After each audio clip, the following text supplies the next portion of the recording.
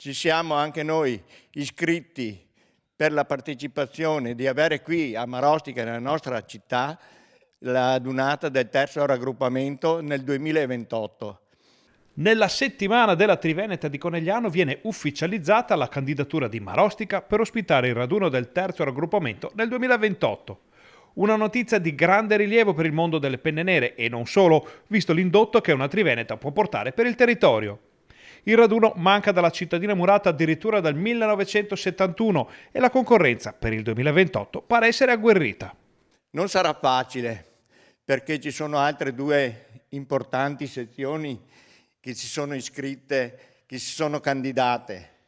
Però diremo che io sono del parere che le grandi sezioni dove ci sono delle città che possono accogliere anche le adunate nazionali, facciano le adunate nazionali e lasciano a noi piccole e medie sezioni, diremo di fare almeno l'adunata del terzo raggruppamento.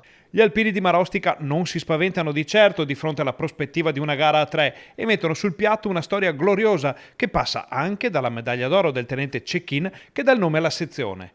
Una storia che si lega a doppio filo con quella del territorio, dalla cittadina murata fino alle montagne nelle quali fu forgiato il mito degli alpini. Nel 2028 avremo la possibilità di andare a inaugurare anche il nuovo rifugio Cecchin, dove abbiamo già avuto, diremo, l'approvazione da parte del comune di Asiago, dei 7 comuni, per quello che è l'approvazione del progetto e anche per la convenzione. La sfida è lanciata e dentro pochi mesi si saprà se il progetto di Marostica verrà premiato.